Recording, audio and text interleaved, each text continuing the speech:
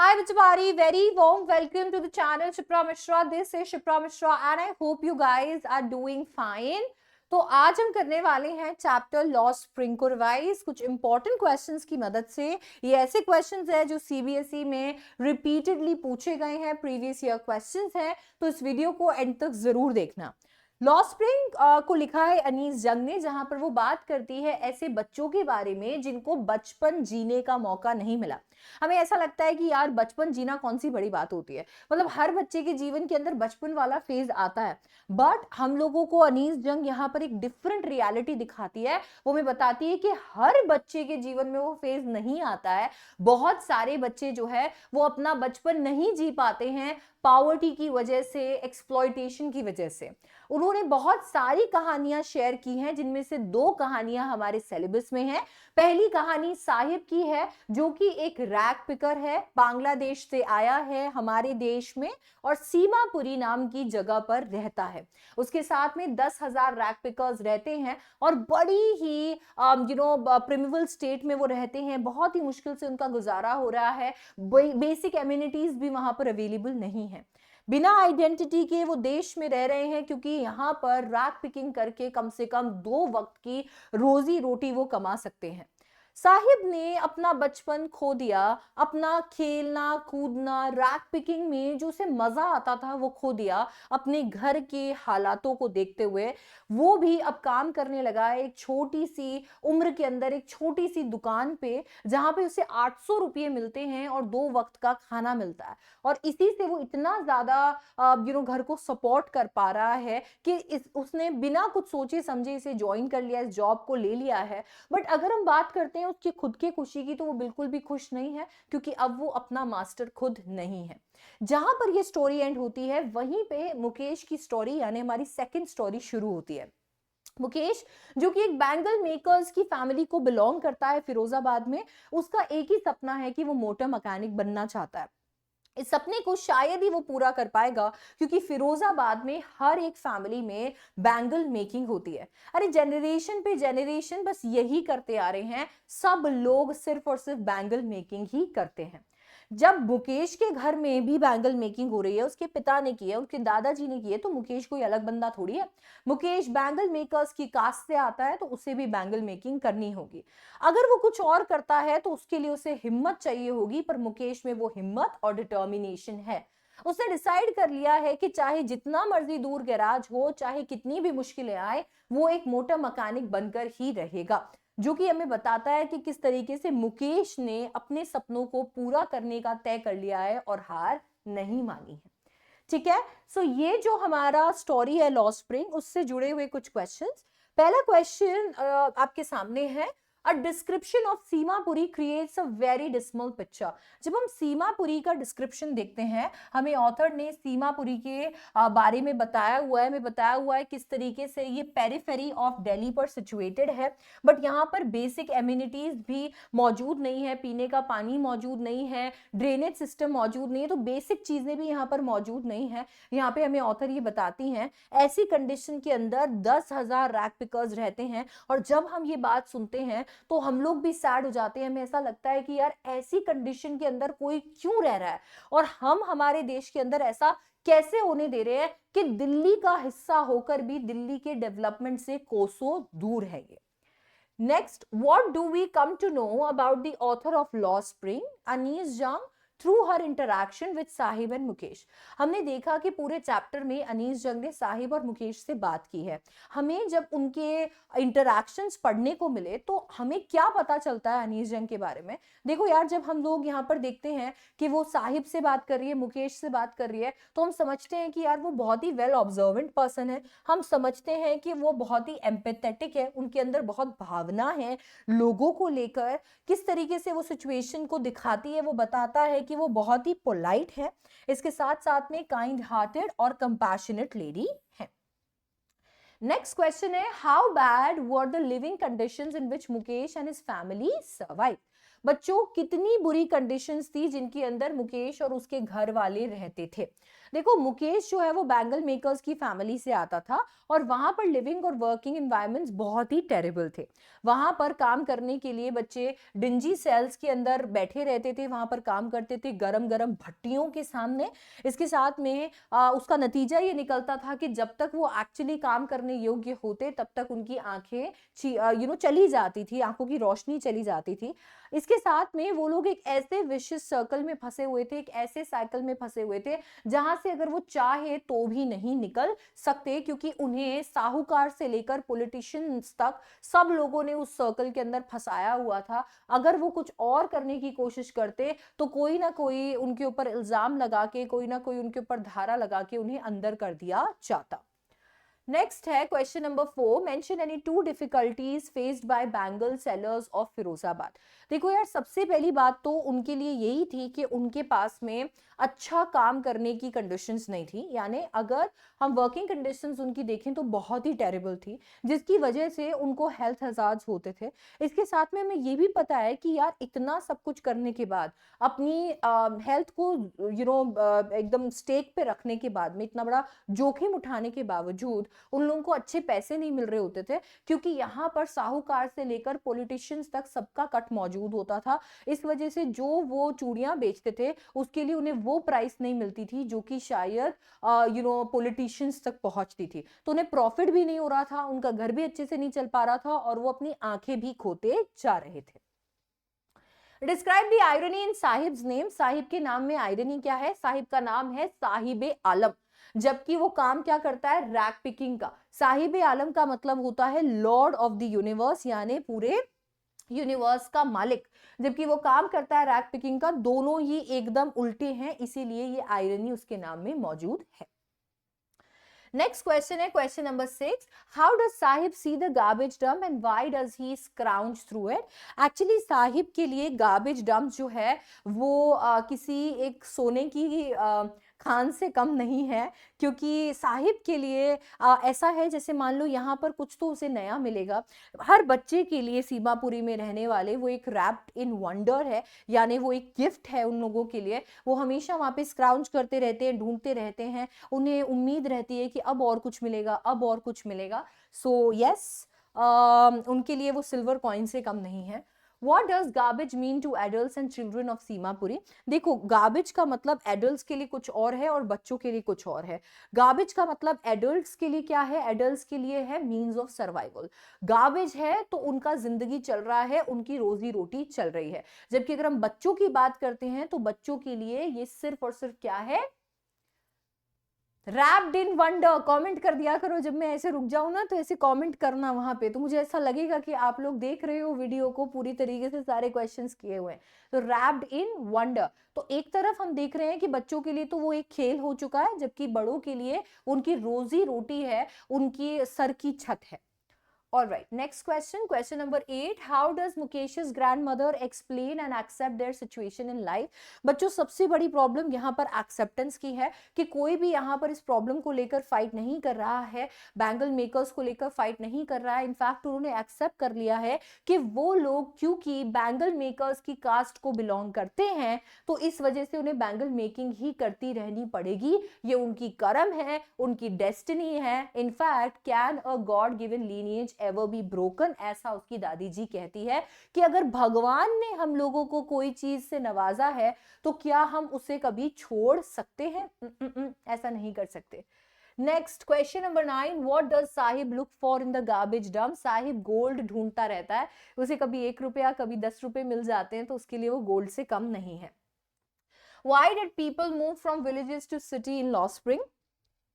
So basically migration का concept यहाँ पर हाईलाइटेड है। जैसे लोग ढाका से, ठीक है, ढाका बांग्लादेश से यहाँ पर सीमापुरी में रहने आए हैं, वैसे बहुत बार ऐसा होता है कि रूरल एरिया से लोग जो है अर्बन एरियाज में रहने आते हैं। रीजन सिर्फ एक ही होता है और वो ये है कि लोग सोचते हैं कि उन्हें वहां बेटर अपॉर्चुनिटीज मिलेंगी, बेटर रिसोर्सेस मिलेंगे, जिसकी मदद से वो अपनी जिंदगी और बेटर बना सकते हैं। ऐसे ही कुछ यहाँ पर भी हुआ है। ढाका बांग्लादेश में आने वाले तूफानों की वजह से इन लोगों के फील्ड्स खत्म हो चुके थे। ऐसे फील्ड्स थे जब आप जहां पर अब ग्रेन उगना मुश्किल था, उनके पास वहां रिसोर्सेज नहीं थे अपने आप के सर्वाइवल के लिए, और इसीलिए ये बड़े शहरों के अंदर, बड़े देश के अंदर आ गए और सीमापुरी नाम की जगह पर रहने लगे। Alright, next question. How is Mukesh different from other bangle makers of Firozabad? तो बच्चों, मुकेश की अगर बात की जाए तो सबसे पहली बात तो यही है कि यार बाकी बैंगल मेकर्स जो हैं उन्होंने गिव अप कर दिया है, उन्होंने एक्सेप्ट कर लिया है अपनी डेस्टिनी को, उन्होंने एक्सेप्ट कर लिया है कि जीवन भर उन्हें बैंगल मेकिंग ही करनी है। वेरएज अगर हम मुकेश की बात करें तो मुकेश ने अपने सपने को फॉलो करने का सोचा है। उसने डिसाइड कर लिया है कि वो मोटर मैकेनिक बनेगा और मोटर मैकेनिक ही बन के रहेगा। ठीक है, तो मुकेश ने अपने सपनों के पीछे जाना चूज किया है।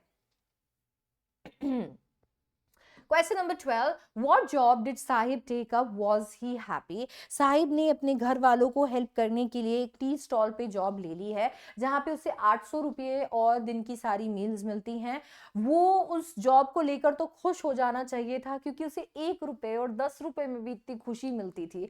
बट अभी वो उसको देखकर बिल्कुल भी खुश नहीं है। रीजन सिर्फ एक है, और वो रीजन ये है कि वो अब अपना मालिक खुद नहीं रहा है। वो बस झोला उठाकर चल जाता था और रास्ते में जो भी मिलता था कलेक्ट करता रहता था। बड़ा ही गेम जैसा था उसके लिए रैक पिकिंग। पर अब जो है वो पॉसिबल नहीं है, अब उसे काम करना पड़ रहा है, उसके ऊपर जिम्मेदारी है, तो इस जॉब से वो खुश नहीं है। He is no longer his own master. In what sense is the garbage gold to the rag pickers? देखो, गार्बेज की इन लोगों के लिए एनकैशमेंट वैल्यू है, और क्योंकि इनके लिए गार्बेज की एनकैशमेंट वैल्यू है, इनके लिए वो गोल्ड से कम नहीं है। जैसे हमारे लिए गोल्ड वैल्यूबल होता है, वैसे इनके लिए भी इनके लिए भी गार्बेज वैल्यूबल है। Question number 14. What is Mukesh's dream? Do you think he will be able to fulfill his dream? Why or why not? Mukesh का ड्रीम है मोटर मैकेनिक बनना, और मुकेश को अपनी ड्रीम को फुलफिल करने के लिए बहुत हिम्मत दिखानी पड़ेगी, डेडिकेशन दिखाना पड़ेगा, फाइट मारनी पड़ेगी, क्योंकि मुकेश फिरोजाबाद से आता है, एक ऐसे घर से आता है जहां बैंगल मेकिंग होती है। अगर उसे कुछ और करना है तो उसका मतलब है कि उसे डेयरिंग करनी पड़ेगी। अगर वो ऐसा नहीं कर पाएगा तो शायद वो भी बाकी सारे लोगों की तरह बैंगल मेकिंग करता रह जाएगा और उसका सपना भी चकनाचूर हो जाएगा। Next question, question number 15. Whom does Anees Jung blame for the sorry plight of bangle makers? Anees Jung कहती है कि इनके साथ ये हश्र होता ही नहीं अगर इस पूरे के पूरे सर्कल के अंदर साहूकार से लेकर पॉलिटिशियंस तक इन्वॉल्व नहीं होते। यहाँ पर प्रॉब्लम ये है कि साहूकार से लेकर पॉलिटिशियंस तक सब लोग इन लोगों को परेशान करने में लगे हुए हैं। सब लोग इस गरीब इंसान का, उन गरीब लोगों का फायदा उठा रहे हैं जिनके पास में और कुछ नहीं है करने को, जिनको और कोई रास्ता नहीं दिखता है, जिनको पता है कि अगर वो कुछ और सेलेक्ट करेंगे, कुछ और करेंगे तो उनके साथ क्या होगा। तो अभी अपना कह सकते हैं ना, अपना दम दिखाकर कहीं ना कहीं उनके साथ में गलत हो रहा है। To which country did Sahib's parents originally belong? Why did they come to India? So Sahib के पेरेंट्स ढाका को बिलोंग करते थे, ढाका बांग्लादेश को, और वो लोग इंडिया आए थे in search of better life, क्योंकि ढाका बांग्लादेश के अंदर उनकी जिंदगी जो है वो बहुत ही मिजरेबल हो गई थी। 1971 में बांग्लादेश से हमारे देश के अंदर बहुत सारे शरणार्थी आए थे, बहुत सारे लोग आए थे, 80 से 90 लाख लोग यहाँ पर आए थे जब इंडो पाक वॉर चल रहा था। उन्हीं में से साहिब की फैमिली भी एक थी। वो लोग एक सेफ प्लेस पे अपना सर्वाइवल करवाना चाहते थे, एक सर्वाइवल मोटिव के साथ वो यहाँ पर मूव किए थे। All right, long answer questions जो 5 मार्क्स में पूछे जाते हैं। Question number 1, what do the bangle makers of Firozabad have to live in poverty? Why? Okay, so bangle makers of Firozabad have to live in poverty. Why? सबसे पहली चीज तो यहाँ पर ये है कि फैमिलीज जो है वो बैंगल्स जनरेशन से बना रहे हैं, उनके पास में कोई और ज्यादा बेटर जॉब करने के लिए है ही नहीं, उनको ज्यादा बेटर अपॉर्चुनिटीज मिल ही नहीं रही है। उसके ऊपर से अगर मिलती भी है तो लैक ऑफ एजुकेशन और अवेयरनेस की वजह से वो कहीं ना कहीं उन अपॉर्चुनिटीज को गवा देते हैं। ठीक है, इसके साथ में हम यहाँ पर ये भी देख रहे हैं कि वो बच्चों को जो बेटर जॉब्स कर सकते हैं, घर का फ्यूचर बना सकते हैं, उनको पहले से ही चाइल्ड लेबर करके और ऐसे जगह पे काम करा रहे हैं जहां पे जिस मोमेंट तक शायद वो एक बहुत ही बेटर फ्यूचर अपने लिए और देश के लिए बना सकते थे, जहां पर शायद वो और बेटर जॉब्स लैंड कर सकते थे, बेटर प्लेसमेंट्स लैंड कर सकते थे, उस उम्र के अंदर वो आंखें गवा देते हैं। तीसरी चीज जो है वो है मिडिल मैन। यहाँ पर ये जो सर्कल है ना, जिसमें साहूकार से लेकर पॉलिटिशियंस तक सब इन्वॉल्व है, इस सर्कल की वजह से वो चाहे भी तो और कुछ नहीं कर सकते। What are the hazards of working in glass bangle industry? तो हमने देखा कि कैसे जगह पे वो लोग काम कर रहे होते हैं, बड़ी सी भट्टी के सामने इतनी गर्मी में वो काम कर रहे हैं।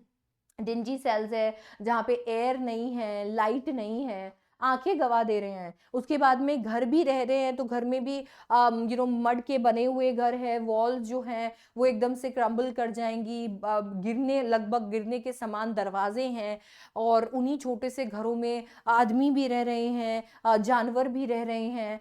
इतनी ज़्यादा बदबू आ रही है उनकी पूरी गली के अंदर क्योंकि नालियों में बहुत ज़्यादा कचरा फंसा हुआ है। तो ऐसी कंडीशंस के अंदर वो काम करते हैं और ऐसी कंडीशंस के अंदर वो रहते हैं। नतीजा ये निकलता है कि उन्हें हेल्थ हैजर्ड्स हो जाते हैं और वो अपनी आंखें लूज कर देते हैं बाय द टाइम वो उस उम्र तक पहुंचते हैं, खास करके बच्चे उस उम्र तक पहुंचते हैं जहां पर एक्चुअली वो देश के लिए कुछ कर सकते थे। Alright, next question. Simapuri, a place on periphery of Delhi, yet miles away from it metaphorically. So basically, Simapuri एक पार्ट है, यहाँ पर बोला है कि ये क्या है, पेरिफेरी यानी कि बाउंड्री। तो दिल्ली की बाउंड्री पर होकर भी दिल्ली से कोसों दूर है। तो सीमापुरी दिल्ली की बाउंड्री पर होकर भी दिल्ली से कोसों दूर है। ऐसा क्यों बोला है ऑथर ने? इसलिए बोला है क्योंकि वो है तो दिल्ली की बाउंड्री पर दिल्ली में होने वाला डेवलपमेंट या दिल्ली में जो डेवलपमेंट एग्जिस्ट करता है उसका डी भी इन लोगों तक नहीं पहुंचा है। इन लोगों को बिल्कुल नहीं पता है कि एक्चुअली बेसिक एमिनिटीज के साथ रहना क्या होता है। इनके पास पीने का पानी नहीं है, इनके पास नालियां नहीं है, ये लोग मिट्टी के बनाए हुए घर पे टिन और तारपोलिन की छतों के साथ रह रहे हैं। तो एक्चुअली इतनी एक्सट्रीम कंडीशंस में ये रह रहे हैं कि लगेगा ही नहीं आपको कि ये जो जगह है ये हमारे देश की कैपिटल के बाउंड्री पर स्थित है। For the children, it is wrapped in wonder. For elders, it is a means of survival. What kind of life do ragpickers of Simapuri lead? देखो, ये ragpickers जो हैं ये बांग्लादेश से आए हुए हैं और इनमें बच्चे जो हैं वो इन छोटे छोटे ट्रांजिट होम्स में पार्टनर्स इन सर्वाइवल बन जाते हैं। ठीक है, जहाँ पर माँ बाप बस इतना चाहते हैं कि वो अपने बच्चों को 2 वक्त की रोटी खिला सके, गुजारा कर सके, और बच्चों को रैग पिकिंग जो है वो किसी एक खेल से कम नहीं लगता। बच्चों के लिए वो सिर्फ एक तोहफा है कि ठीक है, जैसे आप तोहफे का एकदम रैपर हटाते हो और आपको दिखता है, आपको पता नहीं होता अंदर क्या हो सकता है, एग्जैक्टली वैसे ही ये लोग गार्बेज डंप्स में स्क्राउच करते हैं और इन्हें कुछ भी मिल जाता है तो उनके लिए किसी खेल से कम नहीं है। जबकि उनके माता पिता के लिए ये एक जरिया है अपनी रोजी रोटी कमाने का, उनके सर पे एक छत है। What health hazards affect the bangle sellers of Firozabad? We have already done that. This is a repeated question. Garbage to them is gold. How do rag pickers of Simapuri survive? So अगर हम यहाँ पर again वही वाला भी हमने जो discuss किया उसमें garbage to them is gold add कर दें, हम बता दें कि इनके लिए गार्बेज जो है वो गोल्ड से कम नहीं है। जैसे हमारे लिए गोल्ड बहुत वैल्यूबल है क्योंकि हमें पता है कि मुश्किल समय में हम इसे बेचकर पैसे कमा सकते हैं, पैसे फिर हम ऑफ कोर्स इस्तेमाल कर सकते हैं, वैसे ही इनके लिए गार्बेज भी है। गार्बेज इनके लिए एनकैशमेंट वैल्यू होल्ड करता है और इसके लिए कचरा इनके लिए सोने के समान है क्योंकि उसके साथ में पैसे की एक वैल्यू जो है वो इन्वॉल्व है, उसी से इनका गुजारा होता है। Describe the difficulties the bangle makers of Firozabad have to face in their lives. Repeated question. ठीक है। ये जो क्वेश्चन है, क्वेश्चन डिफरेंट लैंग्वेज में है या फिर डिफरेंट नंबर्स में है। जैसे कोई 2 नंबर का क्वेश्चन है, वही रिपीट हो गया है 5 नंबर में, क्योंकि क्या होता है जब डिफरेंट सेट्स बनते हैं पेपर के, तो इसी तरीके से क्वेश्चंस को अरेंज किया जाता है। तो मैंने सारे क्वेश्चन इन्वॉल्व कर दिए, सारे क्वेश्चंस इंक्लूड कर दिए हैं, ताकि आप लोगों को ये प्रॉब्लम ना हो कि यार मैं कहाँ से किस किस तरीके के क्वेश्चंस ढूंढूं। तो आपको हर लैंग्वेज में क्वेश्चंस मिल जाएंगे। How is Mukesh's attitude towards a situation different from that of Saheb? क्योंकि मुकेश जो है उसने गिव अप नहीं किया है। मुकेश ने अपने सपनों के लिए लड़ाई करने का तय कर लिया है। वो फुल डिटर्मिनेशन और डेडिकेशन से अपने सपनों को साकार करने में लगा हुआ है, जबकि साहिब अपने फैमिली सिचुएशंस की वजह से गिव अप कर चुका और अब वो अपना मास्टर खुद नहीं रहा है। Is it his karam, his destiny that made Mukesh's grandfather go blind? How did Mukesh disprove this belief by choosing a new vocation and making his own destiny? So Mukesh की ग्रैंड मॉम का ये मानना है कि ये God given lineage है और उसे तोड़ा नहीं जा सकता। ठीक है, उसके दादा भी यही करते थे, उसके पापा भी यही करते थे, और अब मुकेश और मुकेश के भाई को भी यही करना है। पर मुकेश ने इस चीज को गलत साबित कर दिया है, अपनी दादी जी को गलत साबित कर दिया है कुछ नया करके। अकॉर्डिंग टू मुकेश, उसके लिए शायद उसकी कर्म, उसकी डेस्टिनी मोटर मैकेनिक बनना है, और वो वही करना चाहता है। नो मैटर कितना डिफिकल्ट ये है, अगर गैराज दूर है तो वो पैदल चल के चला जाएगा, वो जो भी उसे करना पड़े वो करेगा, but he will become a motor mechanic, ये उसने डिसाइड कर लिया है। आखिरी question, most of us do not raise our voice against injustice in our society and tend to remain mute spectators. Anish Jung in her article Law Spring vividly highlights the miserable life of street children and bangle makers of Firozabad. She wants us to act. Which qualities does she want the children to develop? देखो यार, यहाँ पर वो हमें बताती है कि कितना ज्यादा भयानक है इन बच्चों के लिए पूरा जीवन। ठीक है, इसके साथ में वो हमें ये भी बता रही है जो स्ट्रीट पे रहते हैं, एंड ऑफ कोर्स वो जो बैंगल मेकर्स हैं उनकी जिंदगी कितनी ज्यादा डिफिकल्ट है।